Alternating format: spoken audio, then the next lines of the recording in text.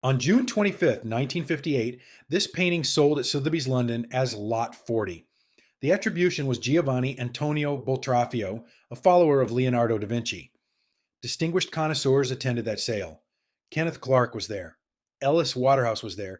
None recognized a masterwork hiding in plain sight. The hammer fell at 45 pounds, roughly $120. The buyer took it home to New Orleans, hung it in a stairwell, and forgot about it. Nearly 50 years later, in 2005, it resurfaced at a small Louisiana auction house, damaged, overpainted, unrecognizable, and sold for $1,175. 12 years after that, it sold again, this time for $450,312,500. What happened between those sales is one of the strangest stories in art history. Look at this face. A man gazes directly at you from a dark void. His expression is impossible to read, serene but searching, welcoming yet somehow distant. Soft auburn ringlets frame his features, falling past his shoulders in loose spirals. A wispy beard covers his chin. His skin seems to glow from within, the transitions between light and shadow so gradual that you cannot find where one ends and the other begins. This is the Salvator Mundi, Latin for Savior of the World. It measures 65.6 by 45.4 centimeters, roughly the size of a large magazine painted in oil on a single walnut panel. The figure wears a blue robe with elaborate gold embroidery crossing his chest in an intricate knotwork pattern. His right hand is raised in blessing, 2 fingers extended. His left hand cradles a transparent crystal sphere. The painting is attributed to Leonardo da Vinci. Attributed, not definitively assigned, not universally accepted, but attributed. That careful word contains multitudes. It's sold at Christie's New York on November 15th, 2017 for $450,312,500. $450 million, the most ever paid for any artwork at auction, more than double the previous record, and then it vanished. No one has seen this painting in public since the night of that sale. As of the most recent reports, it sits in a climate-controlled storage facility in Geneva, Switzerland, owned by the Crown Prince of Saudi Arabia. Some reports have placed it on a super yacht. Others say it's destined for a new museum in Riyadh. Saudi Arabia has never officially confirmed they own it at all. But the mystery of where it is now pales against the mystery of what it actually is. Because here's the thing. Serious scholars, not cranks, not conspiracy theorists, but leading Leonardo experts at major institutions, cannot agree on who painted this picture. Some believe it's entirely by Leonardo's hand, one of fewer than 20 surviving paintings by history's most celebrated artist. Others believe most of it was painted by his workshop assistants, with Leonardo contributing only small touches. One prominent expert calculated that Leonardo was responsible for as little as 5% of what you see. Another called it, devastatingly, a masterpiece by Diane Modestini, the conservator who spent years restoring the painting after it was rediscovered in catastrophic condition. So which is it? A $500 million Leonardo? Or the world's most expensive workshop production? Or something even stranger, a painting whose Renaissance passages are by students, while its most Leonardo-like areas were painted in the 21st century? The answer depends entirely on whom you ask. And the painting itself isn't talking. Let's look closer. Christ's face dissolves at the edges. The boundary between his cheek and the darkness behind him isn't a line. It's an atmosphere. This is sfumato, Leonardo's signature technique, from the Italian word for to evaporate like smoke. He built up flesh tones and translucent glazes, sometimes barely a micron thick, layer upon layer, blending with his fingers and the heel of his palm. Technical analysis has revealed at least 5 separate glazing layers in the face. Handprints were found in the paint on the forehead, where the artist smoothed the surface with his skin. The strict frontality is unusual. Leonardo almost never painted figures looking straight at the viewer. He favored the 3/4 view that gives portraits psychological complexity. But here, Christ meets your eyes without evasion. This direct gaze connects the painting to the A Vera icon. Tradition, images believed to have been made directly from Christ's face, not through an artist's interpretation. In Byzantine churches, the Christos Pantocrator stares down from dome mosaics with exactly this unflinching authority. Then there's the crystal orb. It sits in Christ's left hand, cradled against his chest. Through it, you can see the folds of his robe. 3 tiny white inclusions float within the glass, or crystal, or whatever material Leonardo intended this to be. A compass pinhole marks the exact center, left over from when the artist drew the sphere's contours with a geometric tool. This orb will become very important later, because there's something wrong with it. Something that Leonardo, of all people, should never have gotten wrong, and what that wrongness means has been debated by art historians, physicists, and computer scientists for years. It's either a mistake, a deliberate choice, a theological statement, or evidence that Leonardo didn't paint this picture at all. But we're getting ahead of ourselves. By 1499, Leonardo da Vinci was 47 years old, and his world was collapsing. He had spent 17 years in Milan under the patronage of Ludovico Sforza, the duke who ruled one of Italy's wealthiest city-states. Leonardo had arrived as a 30-year-old seeking opportunity. He left middle-aged and fleeing an invasion. In October 1499, Louis XII of France crossed the Alps with an army and took Milan without a fight. Ludovico fled. Leonardo stayed just long enough to watch French archers use his 24-foot clay model for a horse monument as target practice. On December 14th, 1499, he deposited 600 gold florins in his Florence bank account. A few days later, he left Milan with his longtime companion Salai and the mathematician Luca Pacioli, heading south through uncertain territory. Where do you go when your patron has been overthrown and your masterwork destroyed? Leonardo went everywhere. In February 1500, he stopped at the Gonzaga court in Mantua, where he drew a cartoon portrait of the Marchioness Isabella d'Este. In March, the Venetian government consulted him on defending the lagoon against potential Turkish attacks. By April, he was back in Florence, the city of his youth, received as a celebrity. But celebrity didn't pay the bills. Leonardo's career for the next several years became a patchwork of patrons, projects, and relocations. He briefly worked for Cesare Borgia, yes, the Borgia, as a military architect and engineer, traveling to fortresses and mapping territories that would soon be conquered. He met Machiavelli during this period. The two appear to have collaborated in a scheme to divert the Arno River. The Florence years produced ambitious failures alongside lasting achievements. Leonardo began the Battle of Anghiari, a monumental mural for the city's council hall. Using an experimental technique that failed catastrophically, the paint simply ran off the wall. But he also started the Mona Lisa around 1503, a painting he would continue working on for the rest of his life. And crowds gathered as if attending a great festival, according to Vasari, to view his cartoon of the Virgin and Child with St. Anne and St. John. The way Salvator Mundi, if Leonardo painted it, belongs somewhere in this unsettled period, probably after 1499, possibly as late as 1510 or even 1515. Scholars disagree on the date by more than a decade. Luke Sisson, who curated the painting's first public exhibition as a Leonardo in 2011, dates it around 1499. Martin Kemp, the Oxford art historian who became the painting's most prominent defender, places it between 1504 and 1510. Frank Zollner, author of the definitive Leonardo catalog, argues for 1507 or later.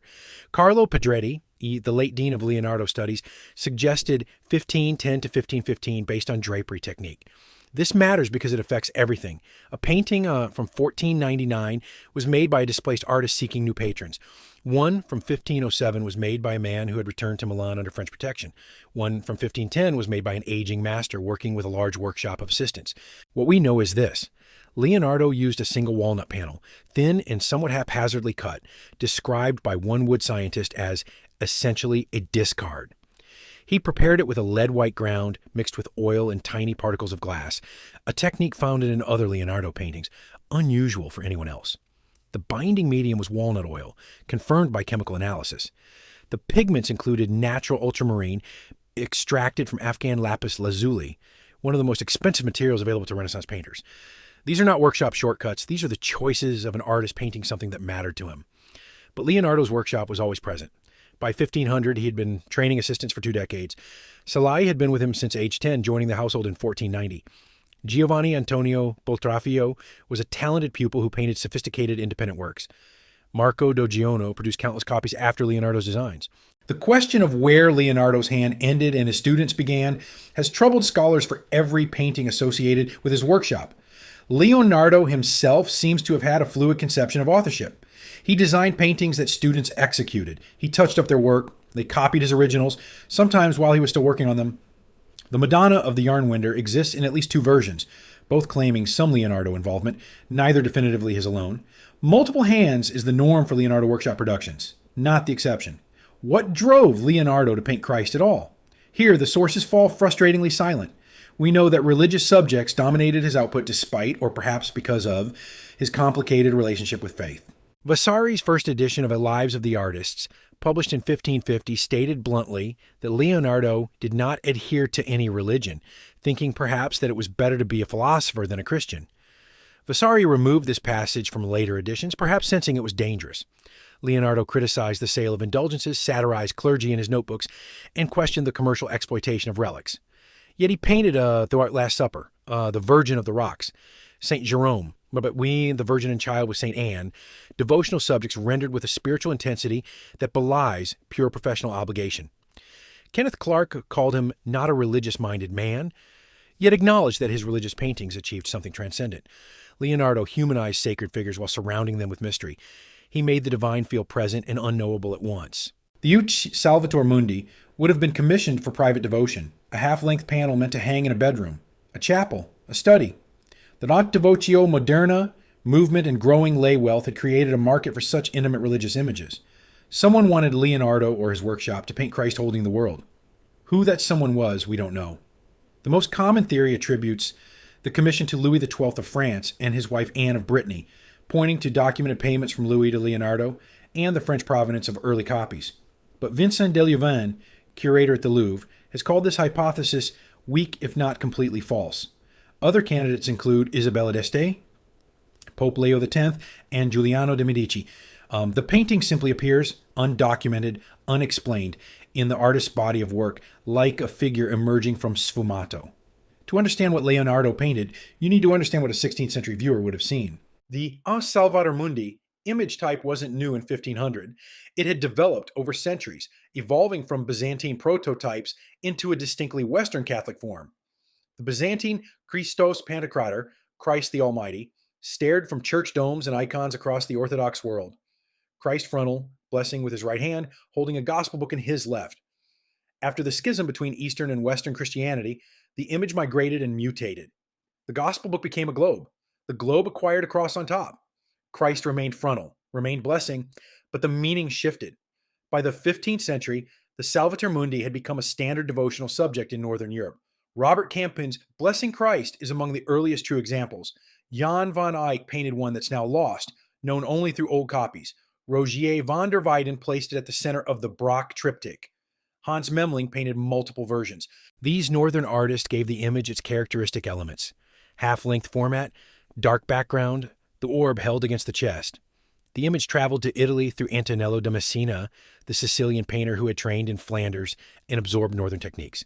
His Christ blessing, now in London's National Gallery, brought the devotional half-length format south of the Alps in the 1470s.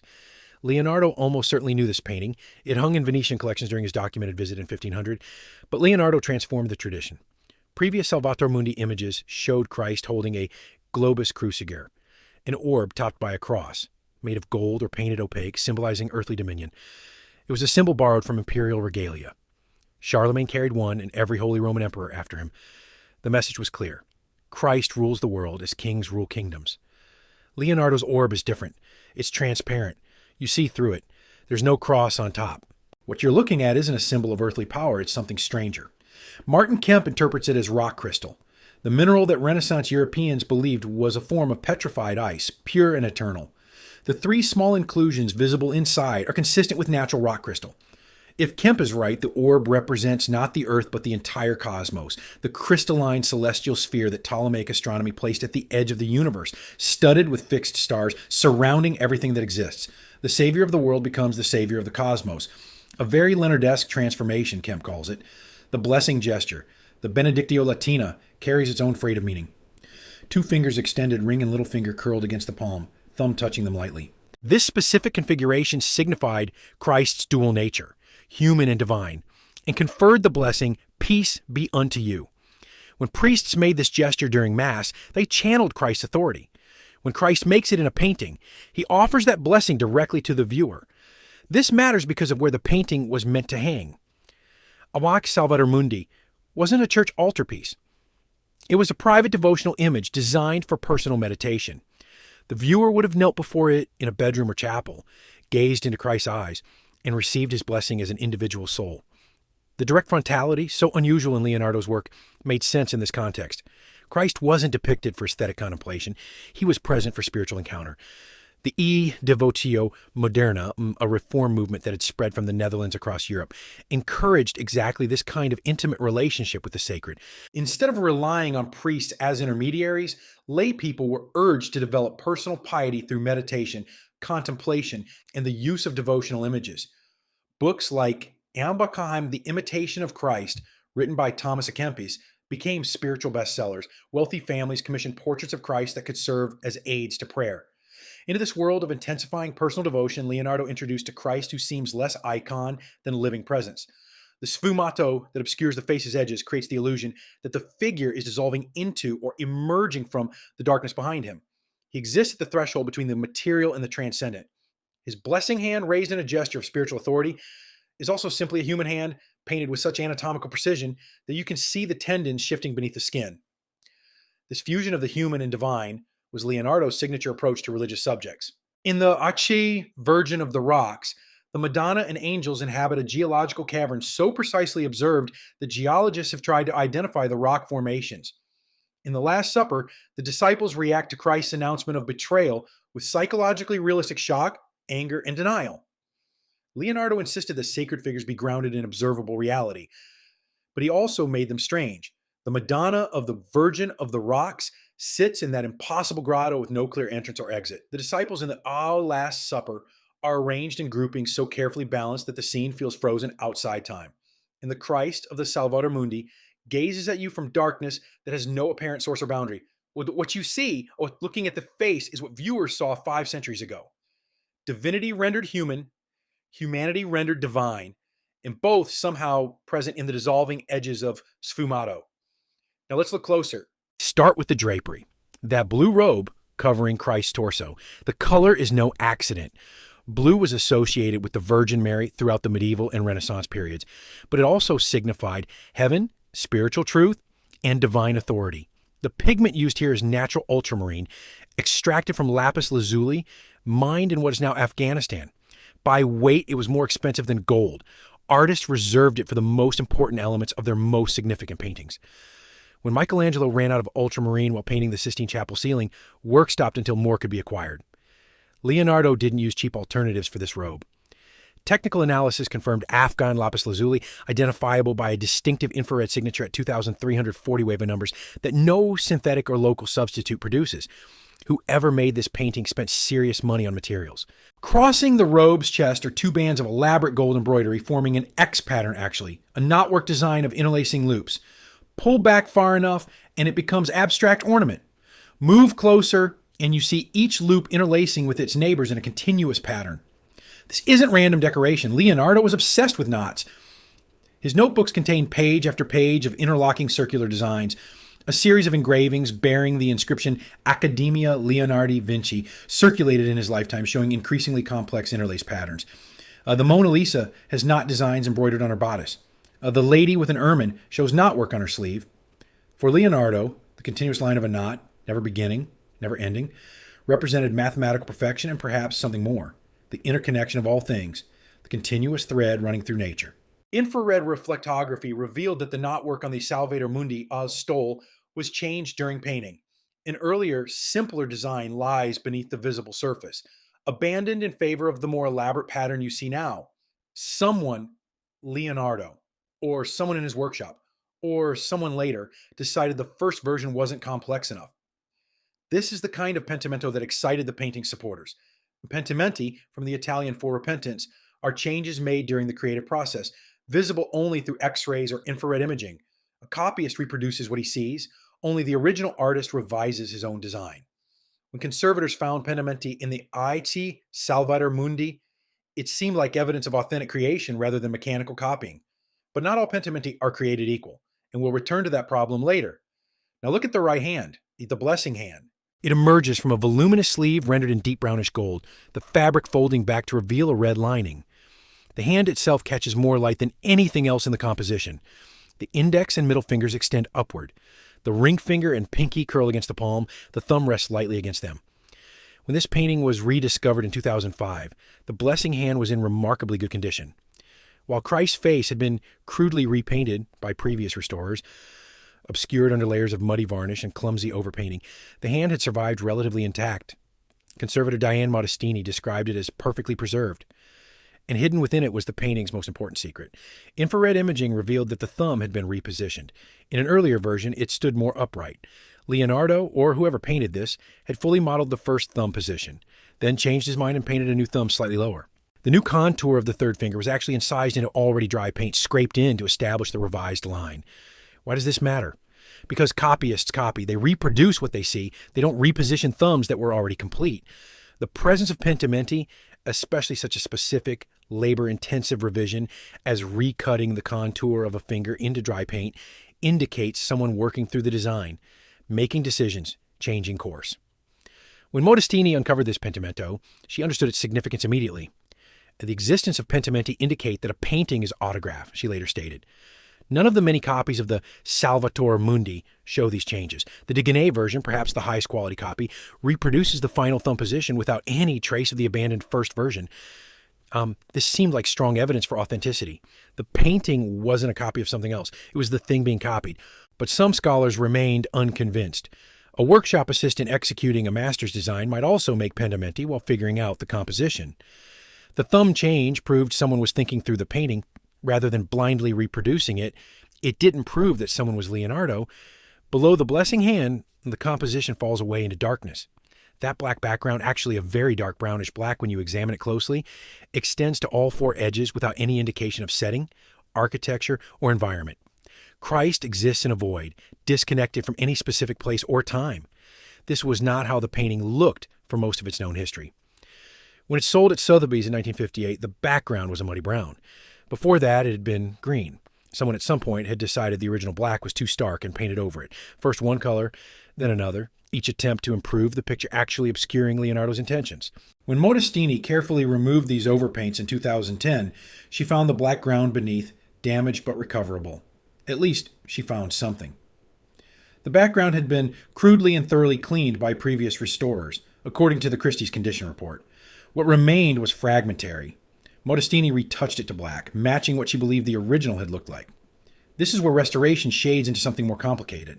How much of the current black background is Renaissance paint, and how much is 21st century restoration? Modestini herself acknowledged departing from standard practice by not photographing the painting in its fully stripped state.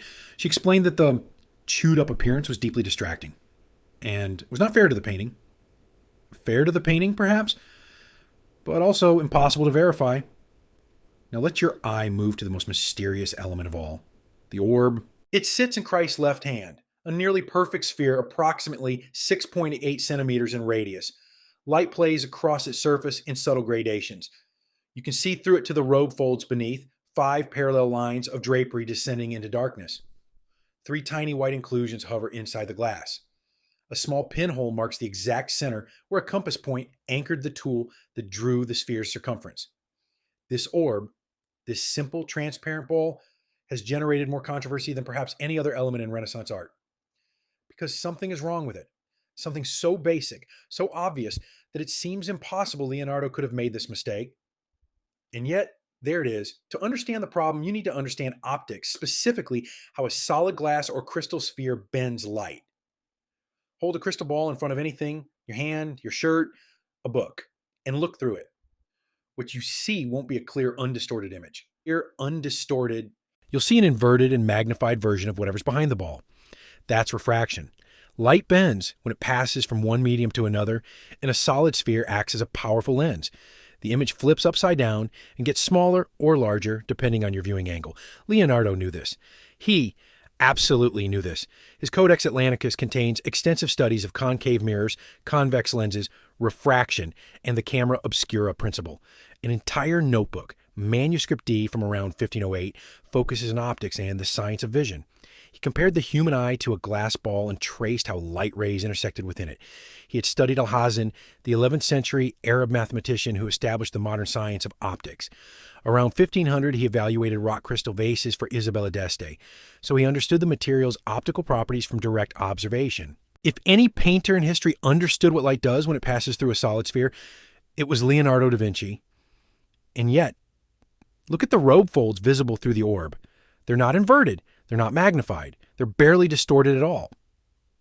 4 of the 5 folds continue through the sphere with almost no discontinuity, converging toward the center.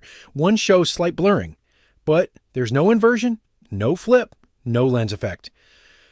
Walter Isaacson, in his Leonardo biography, described what you should see if the orb were painted optically correctly. Hovering inside the orb would be a reduced and inverted mirror image of Christ's robes and arms. Instead, you see something that looks like a very faint soap bubble, almost invisible, barely refracting at all. Was this a mistake? an intentional choice, a theological statement, or evidence that the painter wasn't Leonardo after all? The debate has generated scholarly papers, computer simulations, and passionate arguments. We'll return to it because the answer may determine everything. But for now, notice what the orb does compositionally. It anchors the lower half of the painting, its circular form, echoing Christ's face above. It catches light where the blessing hand catches light, creating visual balance.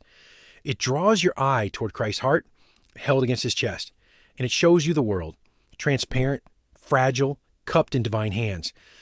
Whatever Leonardo intended, whatever mistake or meaning the orb contains, I think it achieves something no opaque globe could.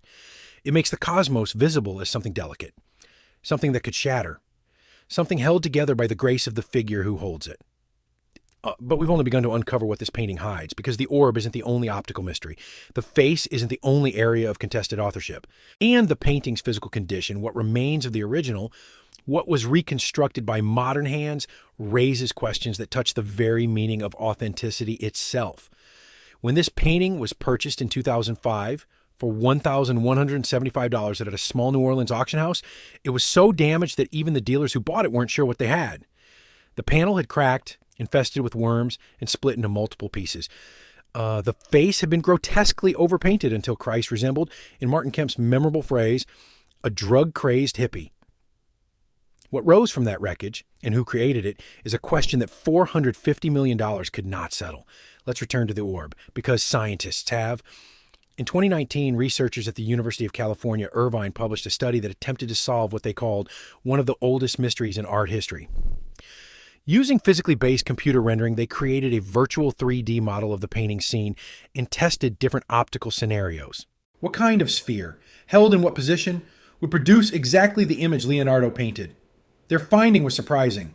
A solid crystal or glass ball doesn't work. No matter how they positioned it, the refraction was too strong.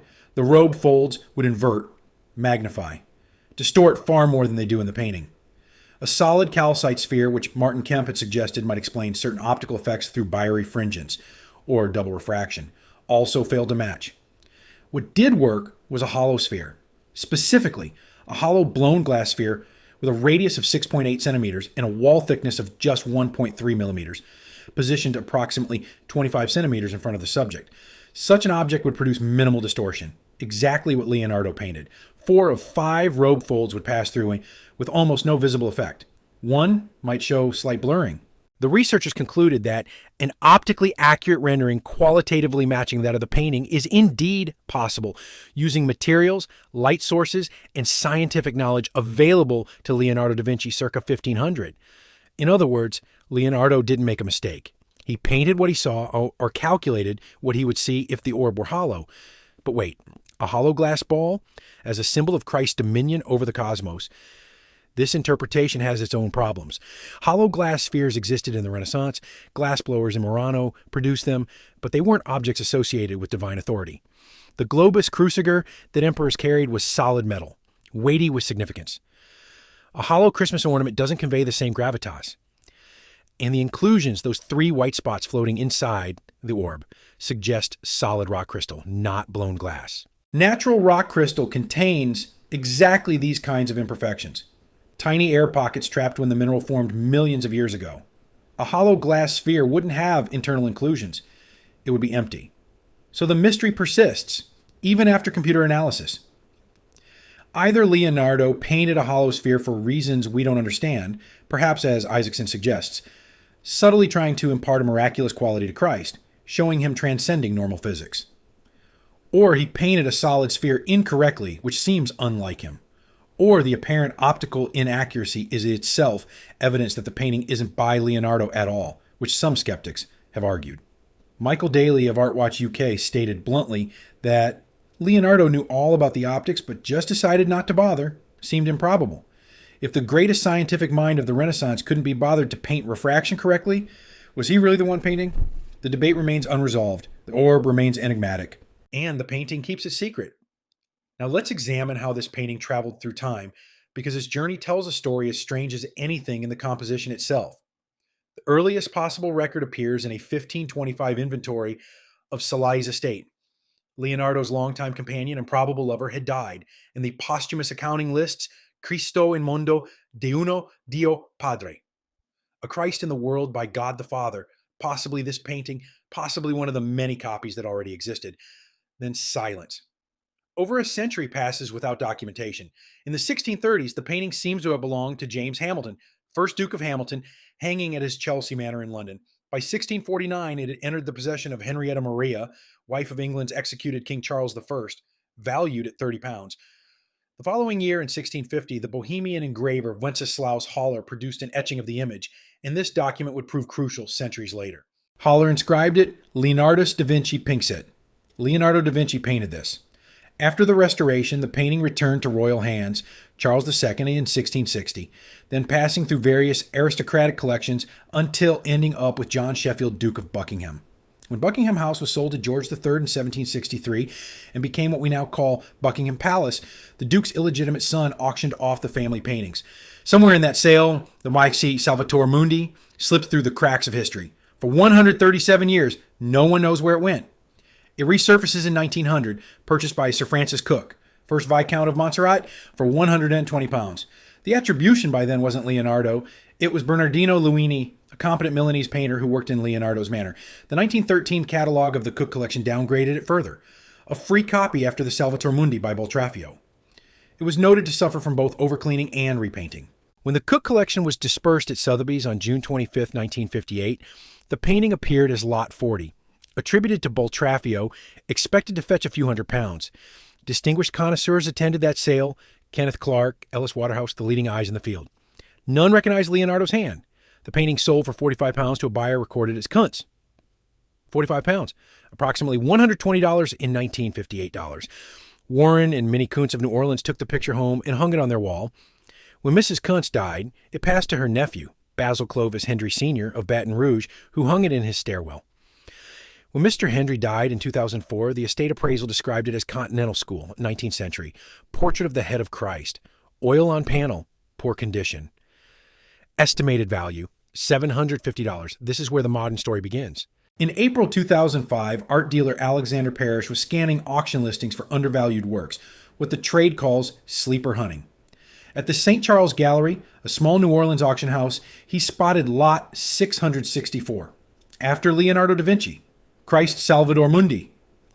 The misspelling was almost too perfect. Parrish called Robert Simon, a specialist in Old Master paintings, with a Ph.D. from Columbia. Together, they attended the auction and purchased the painting for $1,175. They were the only bidders. They had been prepared to go up to $10,000. Back in New York, Simon turned the panel over. On the reverse, he found the number 106 and the initials CC, matching the Cook collection inventory. This wasn't some anonymous piece of religious kitsch. This was a documented painting with a pedigree stretching back to the 17th century. But what they'd actually bought was a disaster. Simon brought the painting to Diane Modestini and her husband Mario at NYU's Conservation Studio. Mario Modestini, 98 years old, had spent 7 decades as one of the world's great painting restorers and connoisseurs. He held the panel, turned it in the light, and delivered his verdict. This is by a very great artist, but I don't know who it is. A generation after Leonardo. Not Leonardo himself, but not garbage either. Worth investigating. What they found as Modestini began cleaning the surface was heartbreaking and exhilarating in equal measure. The painting had been brutalized. Previous restorers, multiple campaigns over centuries, had scraped, repainted, varnished, and overpainted until the original was nearly unrecognizable. The face, Martin Kemp would later say, looked like a drug-crazed hippie. Crudely outlined eyes, reddish skin tones, features flattened by incompetent retouching. A beard not in the original design had been added. The black background had been painted green, then brown. The walnut panel had been thinned to dangerous fragility and laminated to a secondary board riddled with woodworm. When conservator Monica Griesbach removed that worm-eaten backing in late 2005, the panel separated into pieces, 5 to 7 fragments, depending on the source. A crack ran the entire length, passing just to the left of Christ's head. And yet, beneath the accumulated damage, passages of extraordinary quality survived. The blessing hand, miraculously, remained perfectly preserved. The sfumato around the left eye, the modeling of the mouth, areas of drapery, these showed the subtle gradations that could only come from a master's technique. The 5 thin glazing layers in the flesh tones. The palm prints in the paint where someone had smoothed the surface with their hand. Modestini began the slow work of uncovering what remained, cleaning, filling losses, retouching where the original had been destroyed. reconstructing what had been chewed up, as she put it, by centuries of neglect and malpractice. This took years. In May 2008, Robert Simon arranged for 5 Leonardo experts to view the painting at London's National Gallery, hung next to the museum's Virgin of the Rocks for comparison. The experts were Carmen Bambach from the Metropolitan Museum, Maria Teresa Fiorio, Pietro Morani, Martin Kemp, and David Allen Brown. The gathering was informal. No authentication committee, no written protocol, no binding conclusion. Later Christie's would describe this as a consensus attribution to Leonardo. This was, at best, a significant overstatement. Ben Lewis, whose book, The Last Leonardo, investigated the painting's history, found that the actual result was 2 yeses, 1 no, and 2 no comments. 3 of the 5 experts, Bambach, Fiorio, and Morani, later stated explicitly that they had not endorsed a full Leonardo attribution.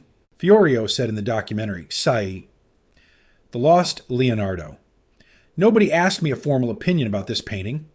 No authentication committee with a written conclusion ever existed. What existed was a viewing, some informal conversation, and the beginning of a marketing campaign. By 2011, the National Gallery had agreed to display the painting in their Leonardo exhibition, a coup that would transform a $1,175 auction find into a certified masterpiece. Curator Luke Sison cataloged it as an autograph work. It hung alongside 9 other paintings accepted as Leonardo, seen by hundreds of thousands of visitors. The press release didn't say the painting was definitively by Leonardo. It said the painting will be presented as the work of Leonardo.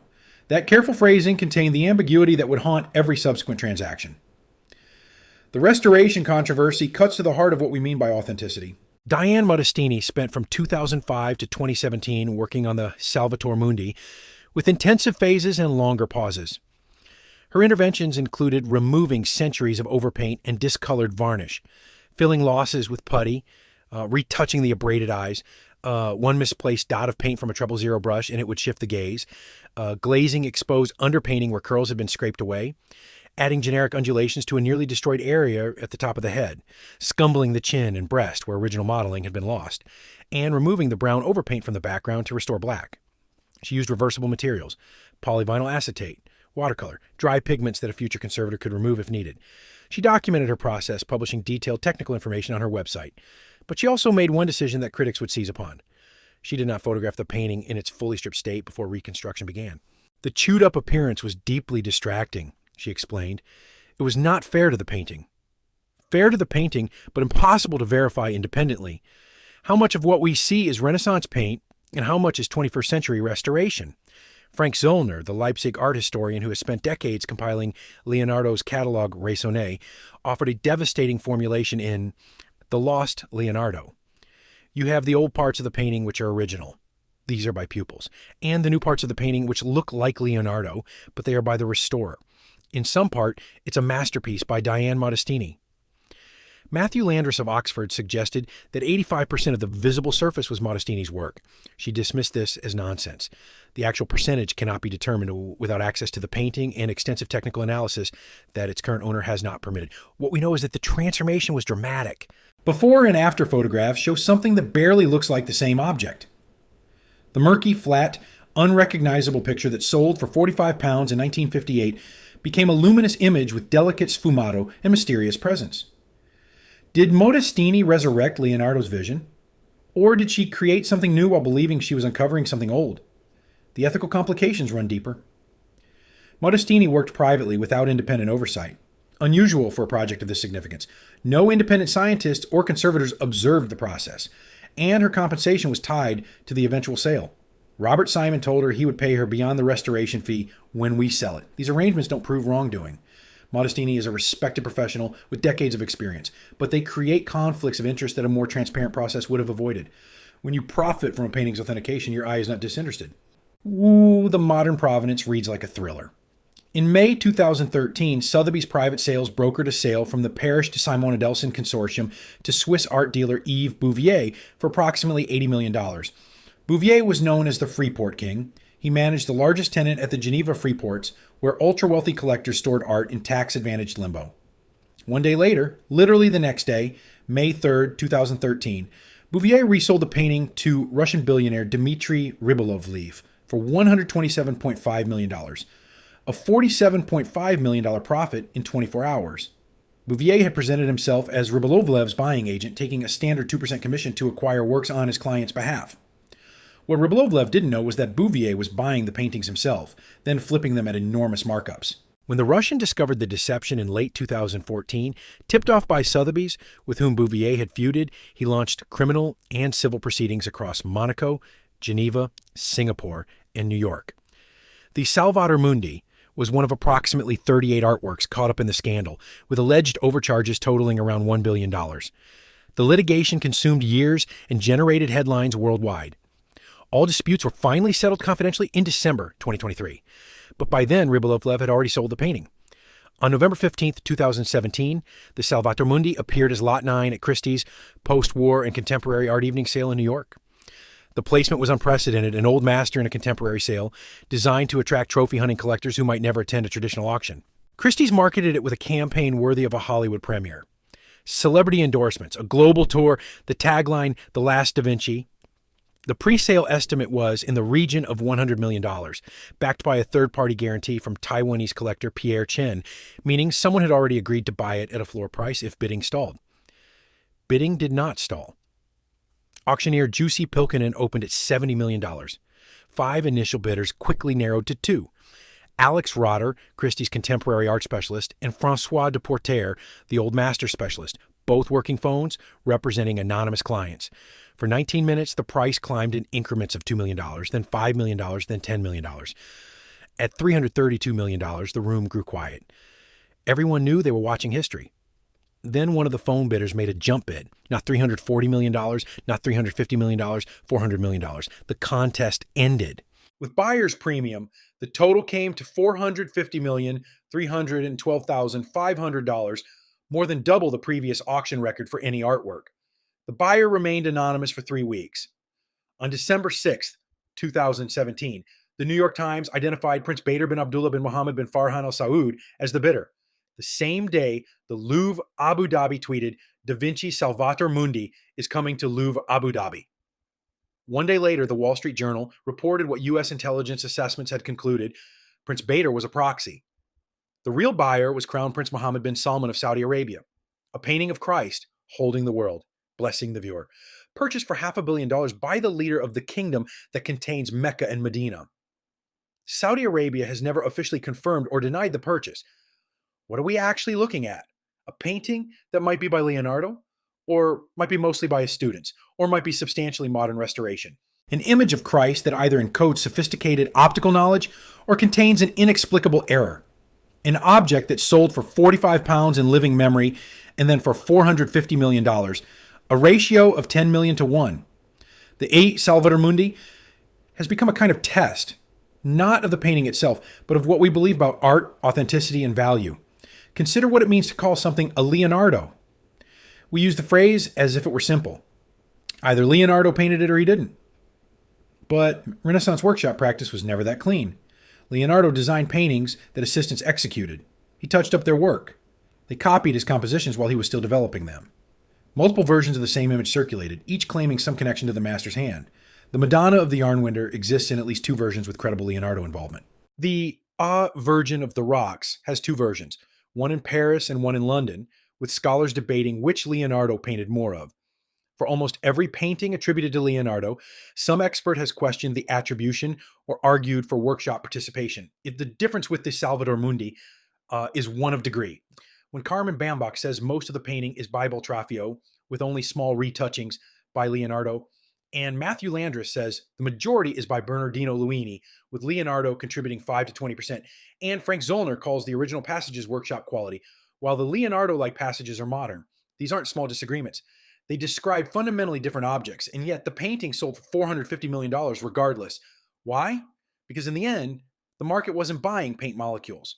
It was buying the story of a lost masterpiece, the story of a sleeper discovered for $1,175 and authenticated as the last Leonardo in private hands. The story of the male Mona Lisa, Christ as Leonardo painted him, the 15th surviving painting by history's greatest artist. That story has commercial value, far exceeding any actual certainty about who painted what. Christie's understood this. Their marketing campaign didn't dwell on the scholarly disputes. It presented the painting as definitively Leonardo, the greatest artistic rediscovery of the 21st century, they called it. The Prado's 2021 exhibition catalog classified it under attributed works, workshop, or authorized and supervised by Leonardo, a significant institutional downgrade. But by then, the sale had already happened. The money had already changed hands. Some critics have called this a scandal. Art critic Jerry Salt suggested the painting was placed in a contemporary art sale because 90% of it was painted in the last 50 years. Kenny Schachter, writing in ArtNet, noted that a Renaissance painting needed contemporary art buyers because old master connoisseurs knew better. But maybe the scandal isn't quite where it appears, because what the Salvator Mundi reveals is something true about how we value art and always have. The Louvre tested the painting in 2018.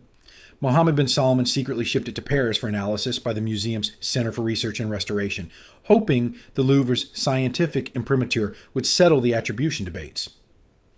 Director Jean-Luc Martinez reportedly concluded that the study allows us to confirm the attribution to Leonardo da Vinci. Curator Vincent Deluvin called it a work that is entirely autograph, sadly damaged. But the Louvre also had an exhibition to plan. In 2019, the museum mounted a blockbuster Leonardo retrospective to mark the 500th anniversary of the artist's death. MBS offered to loan the Hatch Salvator Mundi, but with conditions. He wanted it hung next to the Mona Lisa. He wanted it labeled 100% Leonardo da Vinci. France refused. The politics were impossible. This was after October 2nd, 2018, the date journalist Jamal Khashoggi was murdered inside the Saudi consulate in Istanbul, allegedly on MBS's orders. Any high-profile Saudi cultural display had become toxic. Hanging a disputed painting next to the world's most famous artwork, certified at the Saudi crown prince's demand, would have been a public relations disaster. 2 versions of the exhibition catalog were printed, one with the Salvator Mundi, one without. The painting was shipped back to Saudi Arabia without ever appearing. The authentication it sought, the validation that only institutional approval could provide, never came. What is the painting trying to say? Strip away the provenance disputes, the restoration questions, the market insanity. Look at the image itself. A figure gazes at you from darkness. His expression is calm, but somehow sad, welcoming, but remote. His right hand rises in blessing, conferring peace. His left hand holds the cosmos, fragile, transparent, sustained only by his grasp. The sfumato that dissolves his features into shadow is the same technique Leonardo used for the Mona Lisa, for St. John the Baptist, for the angel and the Virgin of the Rocks. It makes the boundary between figure and void uncertain. You cannot quite locate where Christ ends and the darkness begins. This is theologically sophisticated in ways that might or might not have been intentional. Renaissance Christianity understood Christ as the boundary figure, human and divine, mortal and eternal, present in the world and transcendent beyond it. Leonardo's sfumato enacts this paradox visually. The Savior of the world is also dissolving into the world, present and receding simultaneously. The orb, whatever Leonardo intended by its strange optics, shows the cosmos as something delicate. Not the solid metal globe of imperial power, but a bubble that could shatter. The message shifts. Christ doesn't dominate the world through strength. He sustains it through care. And the direct gaze, that frontal stare so unusual in Leonardo's work, places you in relationship with this figure. You're not observing Christ from the side, catching him in profile. You're meeting his eyes. The painting isn't a picture of something. It's an encounter with someone. This was the point of private devotional images. The wealthy buyer who commissioned this painting, Louis XII, Isabella d'Este, some unknown patron, wanted to kneel before it in a chapel or bedroom and receive Christ's blessing personally.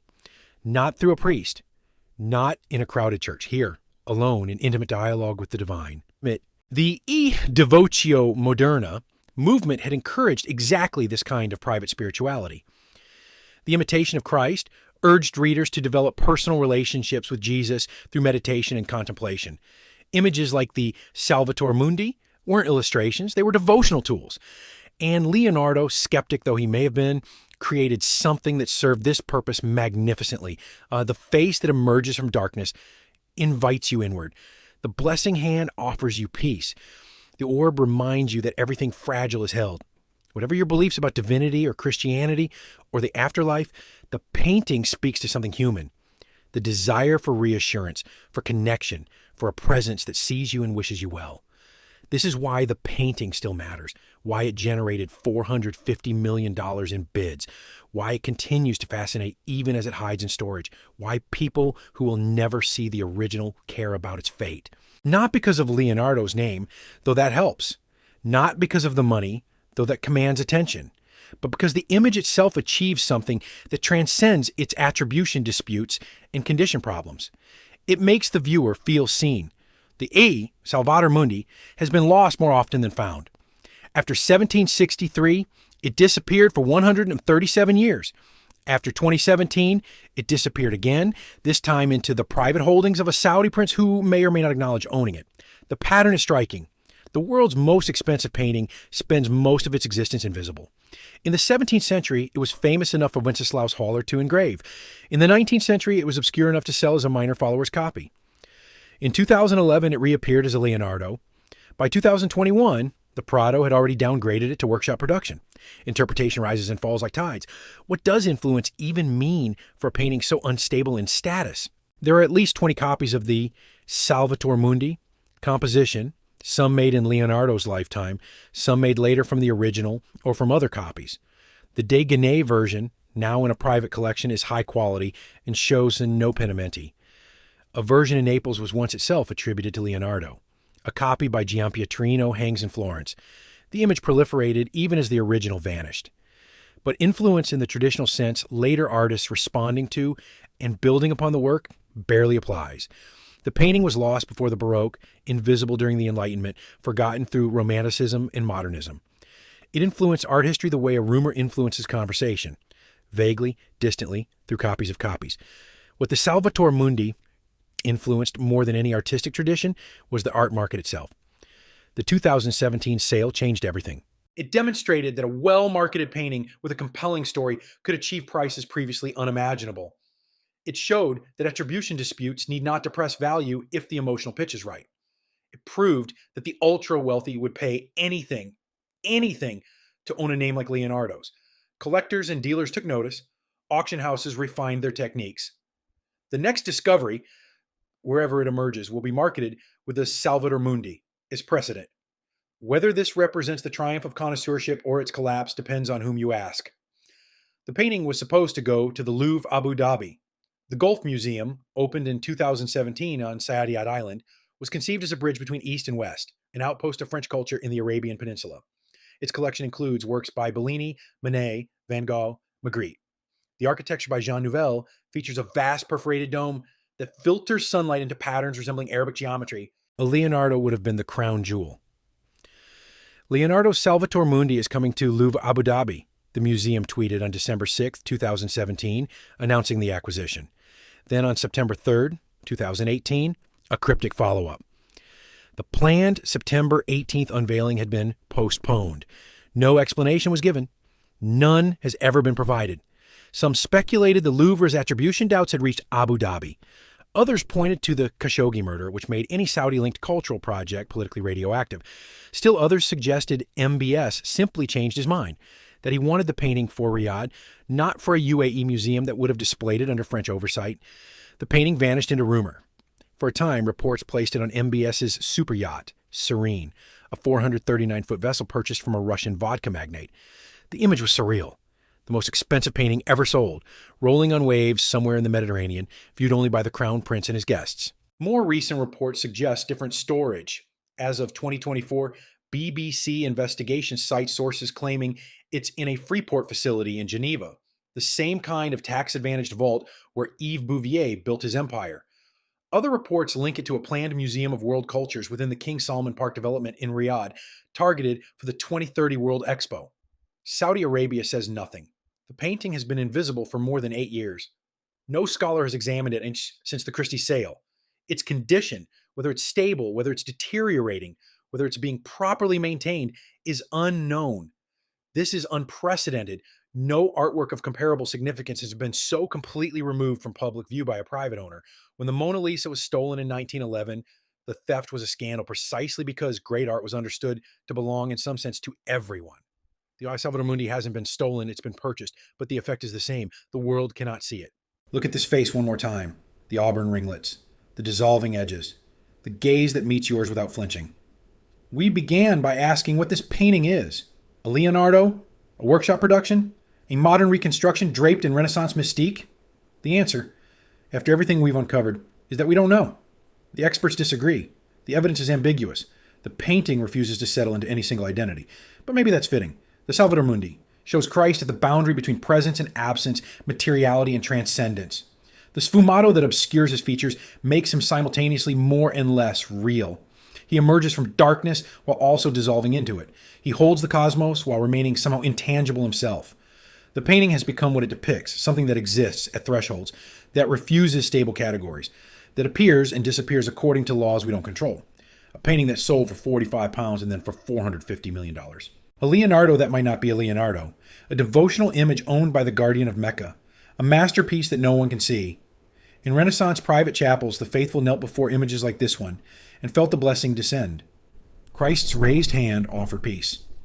The orb in his palm assured them the cosmos was held, that fragility was sustained, that someone was watching over everything that could shatter. Today, the painting sits in a vault, Geneva, Riyadh, somewhere, while scholars argue about who made it and critics dispute what it's worth. The blessing hand is still raised. Christ's eyes still meet ours, whoever ours might be. The orb still holds its mystery, solid or hollow, accurate or mistaken, transcendent or simply wrong. What we know is this. Leonardo da Vinci, or someone in his orbit, or someone claiming his mantle, created an image that still compels attention 5 centuries later. It compels attention not despite its mysteries, but because of them. Of the uncertainty is the meaning, the disappearance is the message. The Savior of the world holds everything in his hands, and we cannot see him.